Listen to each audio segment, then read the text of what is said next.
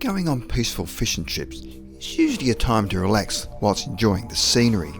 However, the following fisherman stories are quite the opposite. It's time to plan the perfect getaway by simply taking your family or your buddies to a well-deserved peaceful fishing trip, or perhaps not. The following accounts occurred while people were out fishing. These stories are told by real-life anglers who have never forgotten the events and have never returned to those fishing spots.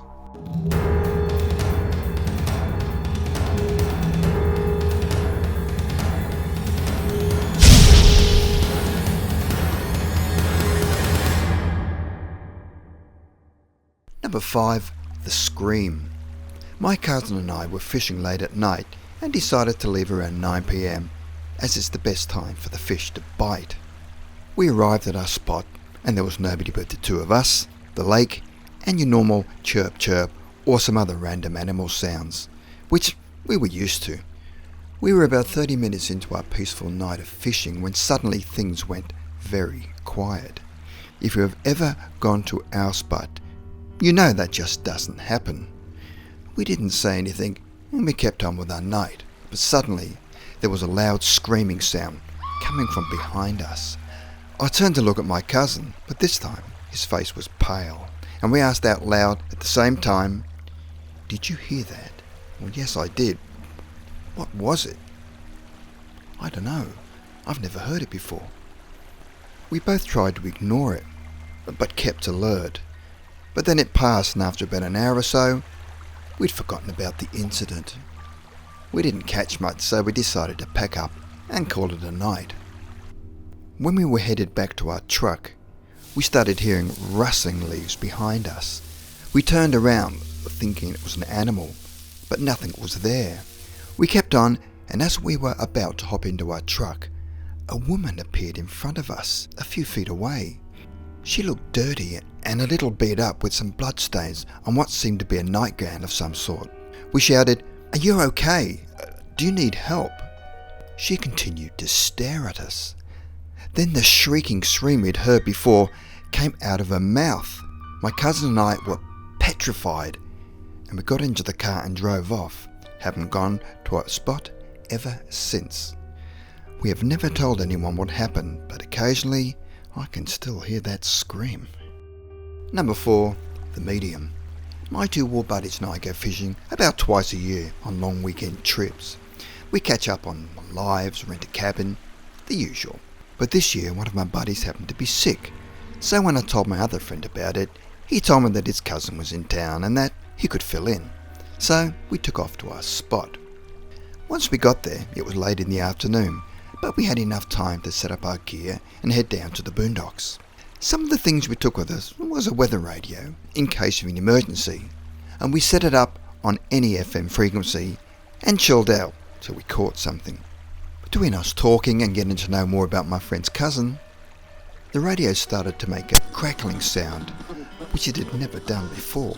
Then the radio mysteriously switched from FM to AM, which I thought was weird since it has a little button on the side that you need to press in order to change it. We called it a night, but my friend's cousin looked distracted. He kept staring at the lake and smiling, and there was also a hint of fear in his eyes. When we got to the cabin, we headed towards the kitchen as we'd heard a loud noise.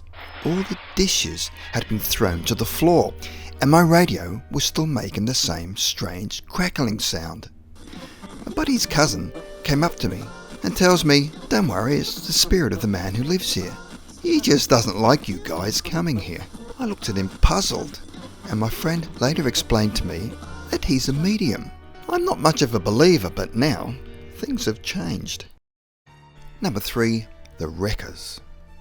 Back in the colonial days, there were people called wreckers.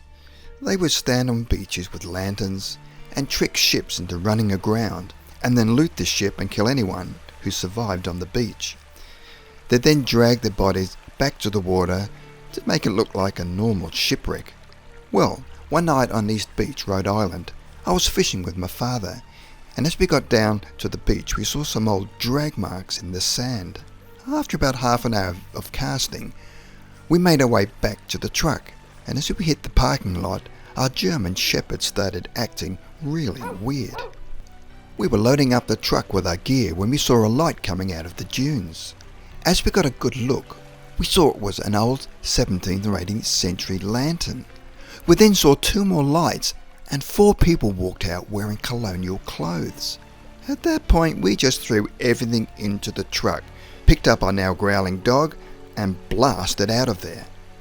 As we pulled out, our truck lights went straight through the people and we could see that they were wearing ratty colonial style clothes. It really freaked us out.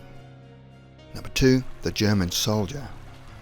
Only once when I was fishing did I have a ghostly experience, and that was when I was fishing in a lake in France. I'd been there for a couple of days and my time there was really nice and peaceful. There was an old chateau nearby riddled with bullet holes from the Second World War. Anyway, this lake is on a French army training area, so it was pretty secluded. During the late afternoons, I had the feeling of being watched from the woods at the far end of the lake. Each day at the same time, the feeling would return, usually around dusk, but from different areas, and whatever it was getting closer. I remember waking on the last night of my trip. Outside the bivvy it was very foggy, and I could hardly see the dim glow of my bite alarms. I decided to make a brew, and as I flicked on the lighter, the sparks silhouetted the face of a helmeted German soldier peering into my bivvy from the darkness outside. The next morning I packed up and went home, but not before speaking to an old French estate warden who told me that the chateau had seen some fierce fighting when the Americans liberated that area of France. The Germans had fled into the woods, only to be ambushed by a patrol in reserve. They were all killed and buried around the lake. I don't think I'll fish there again. Number 1, perfume. One night my buddy and I were fishing at a certain fort in Jamestown, Rhode Island, and soaking bait. At one point my buddy decided to walk to the boat dock about 50 yards away. As he was walking there, he said he sensed someone behind me and heard footsteps. He thought I was walking with him, but when he turned around, he was alone. He said it creeped him out pretty bad and he never went back to the spot with me. Now, flash forward to the following summer. I decided to fish this spot by myself. I had completely forgotten about my friend's experience. I got to the dock and unloaded everything and started to soak some bait. It was a clear moonless night with no wind or breeze. About a half hour into watching my rod, I started to smell perfume around me. I thought it was pretty weird since I was the only one there. The smell kept getting stronger and stronger. So I walked about 10 feet to my right and the smell disappeared. I walked back to my original spot and the perfume smell was still there, stronger than ever. It was strong to the point that my nose started to burn. At that point I said, "Where the hell is that smell coming from?" Soon after I said it, the smell disappeared. That's when I packed up and left. I've never been back to that spot.